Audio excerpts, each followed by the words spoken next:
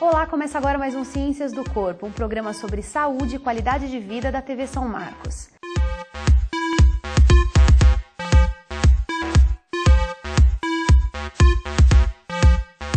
Se você ainda não passou por isso, com certeza você conhece alguém que já sofreu com pedras nos rins. No mundo, aproximadamente 12% dos homens e 5% das mulheres podem ter pelo menos uma vez na vida este problema. Para falar sobre esse assunto, recebemos hoje em nosso estúdio o nefrologista Dr. Roberto Galvão. Seja bem-vindo, doutor. Como vai? Tudo bem? É um prazer falar com vocês. Tá? Doutor, de acordo com a porcentagem dos casos, é bem comum no consultório as pessoas chegarem com queixas de dores nos rins, no caso dos cálculos renais? Sim, é bastante comum. Aliás, uma das principais queixas dos pacientes que procuram por dor lombar, né, sendo que a incidência de litíase é bastante elevada. A nossa epidemiologia, né, no país é cerca de 10% nas mulheres e 15% nos homens. É bastante gente. Bastante gente. Doutor, explica pra gente, o pessoal de casa, onde que estão localizados os rins e qual é a principal função deles no nosso organismo? Bom, os rins são órgãos em número de 2, nós temos 2 rins, eles estão localizados numa região do corpo chamada retroperitônio. O peritônio é uma membrana que revestem as vísceras internamente, né?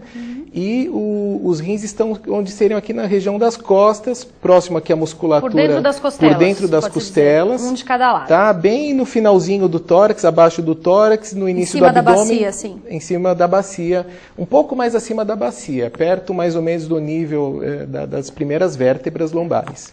Alguns livros antigos de medicina chegam a comparar a dor sentida com os cálculos renais. Para o homem, pode-se dizer que é a dor mais próxima da dor do parto, vamos dizer assim, que as mulheres podem sentir. Por que dessa dor tão intensa? Então, a dor intensa provocada pelos cálculos se deve a 2 fatores. O fator obstrutivo. A pedra, quando ela migra, ela é formada dentro dos cálices renais, o cálculo ele é excretado junto com a urina, e no momento que ele vai migrando e ele chega ali na porção do ureter, e no momento que ele interrompe o fluxo urinário, provocando uma obstrução, isso provoca uma dor tanto pela irritação no ureter como pela dilatação que ocorre no rim. O ureter é aquele caninho que leva a urina, certo? O ureter é aquele canalzinho que leva a urina do rim até a bexiga urinária. E ele é bem fininho, então se essa pedra vai rolando, ela vai riscando, vai machucando. Ele é extremamente fininho, ele vai descendo e vai machucando esse ureter. Pode-se fazer xixi com sangue nesse caso? Pode-se fazer xixi com sangue nesse caso. É um dos sintomas da crise renal, pode ser a hematúria, que é o sangue visível a olho nu, a presença de sangue na urina. Além desses sintomas, que é a dor e o sangue na urina, tem alguns outros sintomas no caso do cálculo? Então, o quadro clínico típico do cálculo renal, para quem está ouvindo, é um quadro súbito de dor lombar, é uma dor lombar súbita, unilateral, em um dos 2 lados apenas. É uma dor muito intensa, uma dor refratária, uma dor limitante, que o paciente ele procura um auxílio médico de forma imediata, é uma urgência médica, aliás. É uma dor tipo cólica, não tem nenhuma relação com o movimento, não tão diferente da... Não tem posição assim, dói mais, quando eu fico em pé, não? Não, diferente da dor na coluna, que as pessoas erroneamente procuram, às vezes, o nefrologista por esse motivo. A cólica renal é uma dor muito forte, unilateral, com irradiação, geralmente para o testículo, às vezes para a virilha, acompanhada por náusea, vômito. A dor chega a ser tão intensa que... Exatamente, que desencadeia uma série de outros sintomas pelo quadro de dor. O cálculo, por que ele é formado no rim? Tem alguma coisa a ver com a alimentação? Então, o cálculo tem várias... causas, pode ser? O cálculo, a formação dele é multifatorial. Tem os fatores genéticos, fatores raciais, sexo, que nós falamos, a idade.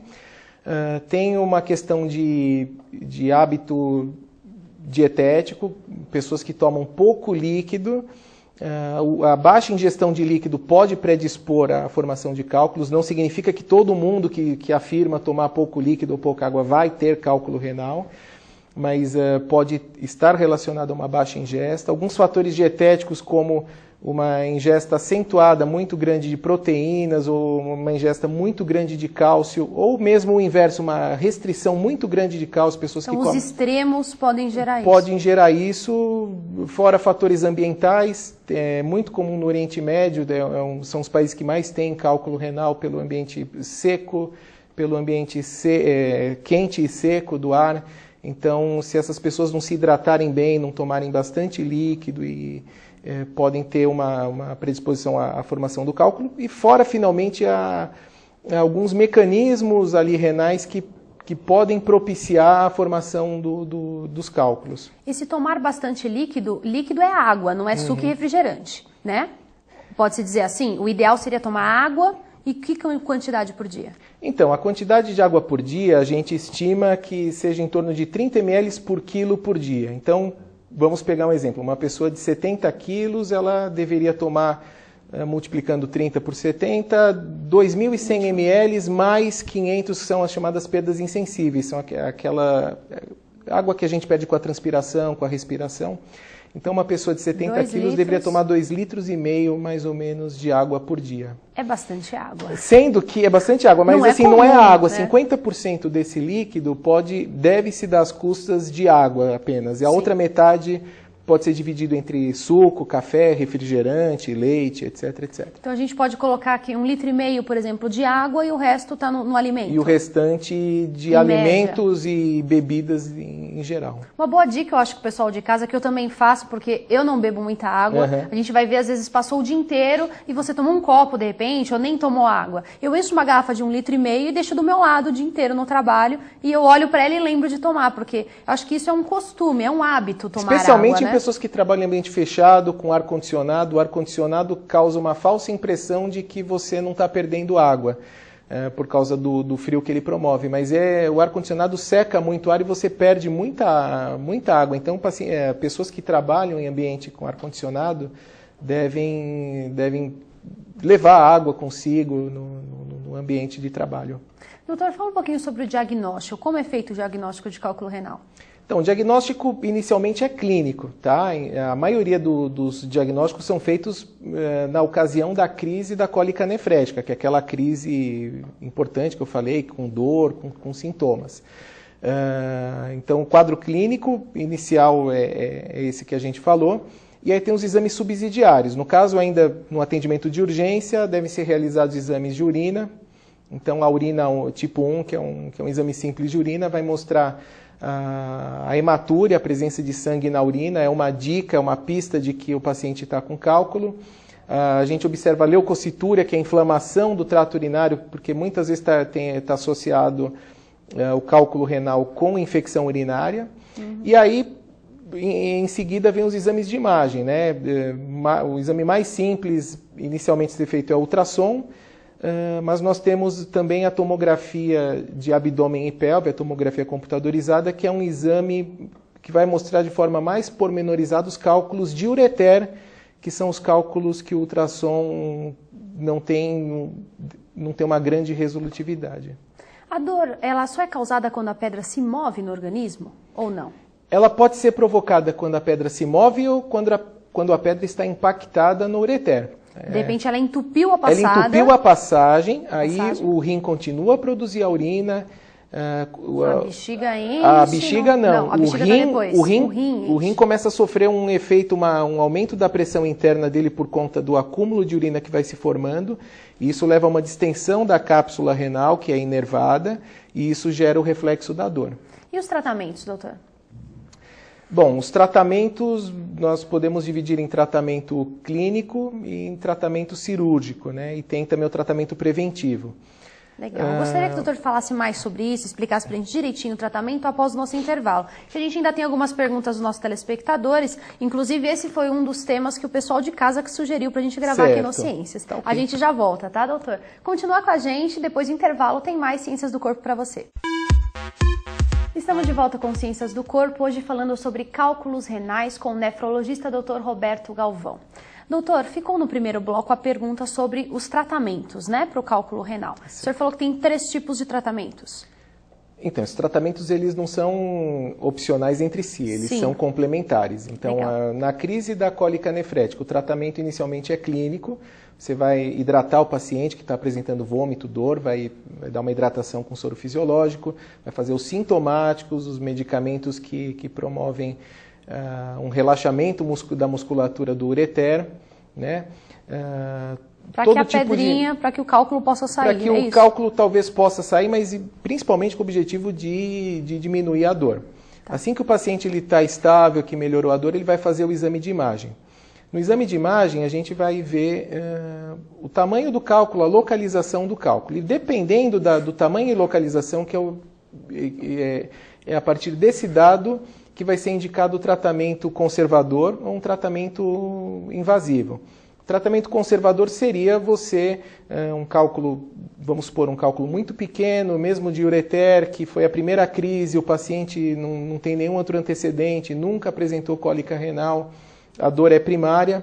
Então esse paciente ele pode, após o atendimento inicial melhorando, ele pode receber alta com medicamentos sintomáticos, orientação de aumentar a ingesta hídrica, na expectativa de que o cálculo seja eliminado espontaneamente. Qual o tamanho desses cálculos, doutor? Uma curiosidade, já ouvi dizer que tem pedras grandes que foram eliminadas. Você tem desde cálculos de 3 milímetros, 2 milímetros, que às vezes o método nem é suficiente, nem consegue detectar no exame, até tamanhos grandes que tomam toda a pelvis renal, que é o sistema coletor do rim, que são chamados cálculos coraliformes, que adquirem formas de corais. São cálculos muito grandes. Chegam a quantos centímetros? 5 centímetros, 3, 4 centímetros. São e a cálculos... pessoa só chega a sentir dor, de repente, nesse estágio? Não. Ela descobre que está desse tamanho ou não? Não, a sintomatologia ela é muito variável. Eu já tive pacientes com cálculos coraliformes que tinham sintomas muito discretos de dor lombar. E pacientes com cálculos muito pequenos, dependendo da localização ali no ureter, com hidronefrose, com dilatação do rim, com uma dor insuportável. E o que muda isso? O organismo varia de pessoa para pessoa a dor que ela pode sentir ou não? Olha, a dor é um sintoma subjetivo, não existe um exame que meça a dor, tá?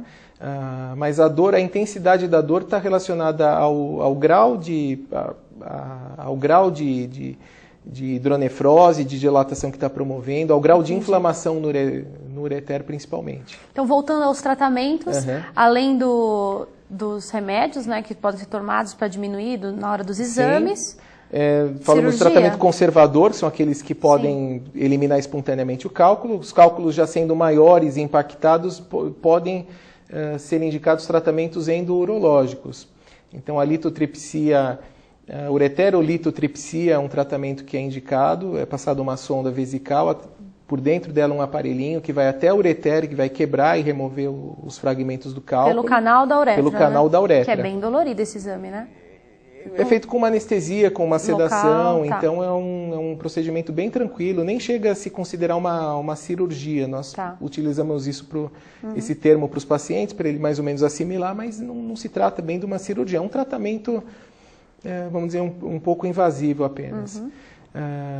Então pode ser... Tem a litotripsia percutânea, cálculos maiores, já de...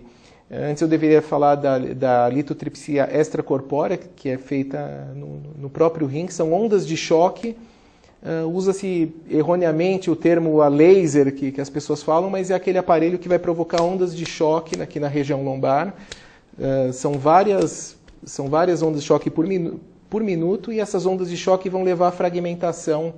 Que elas quebram as pedrinhas para que elas possam ser eliminadas. Pedras. Isso é indicado para cálculos de até 1 centímetro, até 1,5 centímetros. Cálculos maiores do que isso, eles devem ser abordados cirurgicamente.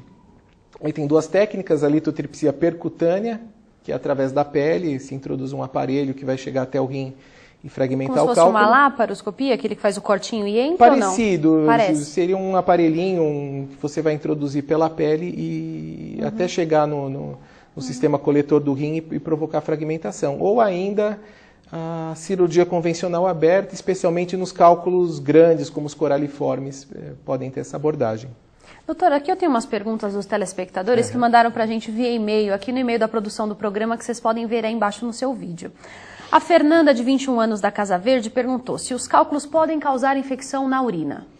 Sim, existe uma correlação recíproca de cálculo renal e infecção urinária. Então, pacientes que têm infecções urinárias de repetição podem desenvolver ao longo do tempo litíase, e pacientes que são portadores de cálculos renais têm uma maior possibilidade de ter infecções urinárias.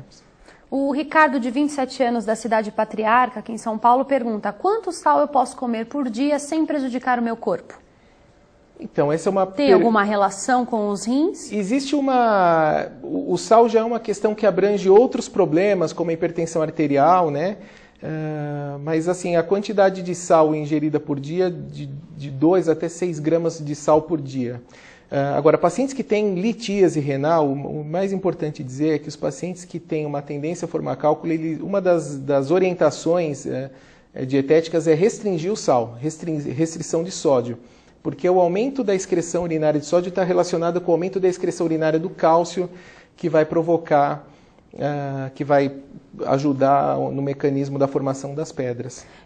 Só para o pessoal de casa ter uma ideia, 2 gramas de sal, se você pegar uma tampinha de caneta, daquela que sai, da caneta Bic, no caso, se você enchê-la de sal, aquela parte retinha dela, ali dá em torno de 2 gramas. Exatamente. Né? Que essa foi uma dica que um nefrologista deu pro meu pai. Então, para você ter uma ideia de quanto sal você come em casa. Tem aqueles sachês industrializados que também, 1 grama, né, Mas, no caso, evitar temperos completos, que vem muito sal, comidas de fast food, essas coisas, comer mais esporadicamente. Com certeza. A industrialização alimentar sódio, né, foi um dos fatores que ao longo dos anos aumentou a incidência de cálculo renal. Então, comida industrializada, embutidos, comidas prontas, sódio, né, lasanhas prontas. Comidas prontas, porque você não tem controle nenhum sobre a quantidade de sódio que tem naquele alimento. Verdade.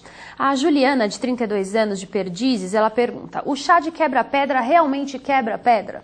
Não, ele não quebra a pedra da forma como as pessoas acreditam, dessa forma meio milagrosa. O chá de quebra-pedra tem alguns, durante muitos anos ficou como um mito e depois se passaram a fazer alguns estudos. E o que se sabe hoje é que, de fato, o chá ele ajuda de alguma certa forma a evitar a agregação dos cristais. Tanto a agregação dos cristais entre si, como a agregação dos cristais nas células ali do trato urinário. Então, possivelmente... Ele pode ser usado mais como prevenção do que na hora na hora da crise, vamos dizer assim? Sim, na hora da crise não há muito o que ser feito a não ser o tratamento tradicional. Né? Agora, a prevenção também, o chá de quebra-pedra a nível de prevenção também não teria uma grande indicação, porque, como eu falei, tem outros fatores dietéticos que seriam... Que ajudam mais. Que ajudariam mais. Fazem diferença. Principalmente tomar bastante água, como eu falei, a restrição do sal, o aumento da ingestão de potássio, que o potássio aumenta a eliminação do citrato. O potássio a gente encontra na banana? O potássio encontra na banana, nas frutas cítricas, água de coco, o chocolate tem bastante potássio. Então a água de coco ela pode ajudar mais no caso do que um chá de quebra-pedra? Ou não? Não, dessa forma não. Assim. Não, não pode se dizer assim, mas são recomendações gerais. Aumentar a ingestão de potássio, redução da ingestão de sódio, tomar bastante líquido. A questão do cálcio também é outro mito que se comete um grande erro, que é você orientar o paciente a não ingerir leite e derivados. Essa era uma outra pergunta aqui que nós tínhamos, né? Que no passado diziam que as pessoas deviam evitar cálcio, leite, queijos. Isso então mudou. Isso é mito. Isso é um mito. Na verdade, os pacientes, portadores de cálculos renais, eles devem passar por uma série de exames no sentido de se fazer uma investigação metabólica. Nós chamamos isso de estudo metabólico. E assim, a restrição do cálcio pode predispor, inclusive, a uma maior formação de cálculos pela hiperabsorção intestinal do oxalato, que não estaria se ligando a nível do intestino. Então não é indicado se restringir esses... Não é indicado se restringir de forma indiscriminada, salvo alguma recomendação médica baseada nesse estudo metabólico. Tá, legal. O anti-inflamatório faz mal para o rim? Os anti-inflamatórios, o uso crônico de anti-inflamatórios fazem muito mal para os rins. O uso crônico a gente pode dizer quantas vezes por ano, vamos dizer assim? Olha, uma vez por mês? Se você usar uma vez por mês, uma caixa de anti-inflamatórios uma vez por mês já é um uso crônico. Então, o uso habitual indiscriminado de anti-inflamatórios, você utilizar toda vez que tem uma crise de dor por outras causas... Você tem uma dor, às vezes você toma um dia de 8 horas e para. Não é o tratamento indicado do Ou você utilizar uso contínuo também, todo dia, ou você fazer ciclos de 5 dias todos os meses, ou utilizar com uma certa regularidade, dia sim, dia não, ou você usar uma caixa por mês de anti-inflamatório já se configura um abuso até do uso do mesmo. Um nefro uma vez falou para mim um nefrologista falou que cada vez que você toma um anti-inflamatório é como se você matasse um pedacinho do seu rim. Chega a isso? Pode chegar a isso, sim, dependendo do uso, sim. O anti-inflamatório ele deve ser usado com muita cautela. Aliás, estamos falando de cálculo renal. O anti-inflamatório ele é até útil no tratamento da crise renal, mas tem que ser um uso supervisionado pelo médico de forma coerente, de forma racional, e não simplesmente baseado na automedicação que o paciente faz. Porque o papel do rim no nosso organismo é filtrar o sangue, é isso? Sim, o rim tem várias funções, as mais conhecidas são essas: a filtração do sangue, a eliminação das escórias nitrogenadas, que são as impurezas que vão sendo geradas pelo metabolismo, principalmente das proteínas, o balanço dos eletrólitos, do sódio, do potássio, do cálcio, do magnésio, que fazem parte do nosso organismo. Então todo medicamento, desculpa doutor, todo medicamento que a gente toma, ele passa pelo rim, é isso? Eles passam por causa da filtração, por causa da circulação sanguínea, mas nem todo medicamento é de metabolização renal. Tem medicamentos que são metabolizados pelo fígado. Entendi. Né? Mas essa é uma função importante do rim. Tem algumas funções endócrinas também, como a produção da eritropoetina, que é um hormônio que estimula a medula óssea a produzir sangue. Então, por isso que na insuficiência renal os pacientes têm anemia. Tem também papel na fixação da vitamina D. Então, pacientes com insuficiência renal têm problemas de perda de massa óssea, têm doença óssea. Ele é essencial, por isso temos que cuidar muito bem do nosso rim, né? Com certeza, é um órgão primordial, tão importante quanto os outros. Doutor, para finalizar o nosso programa, gostaria que o senhor deixasse para a gente uma dica. Existe alguma forma de a gente evitar os cálculos renais e de evitar esses problemas nos rins? Sim, os hábitos saudáveis de vida, como eu falei, então ingestão de água, evitar os abusos, principalmente do sal.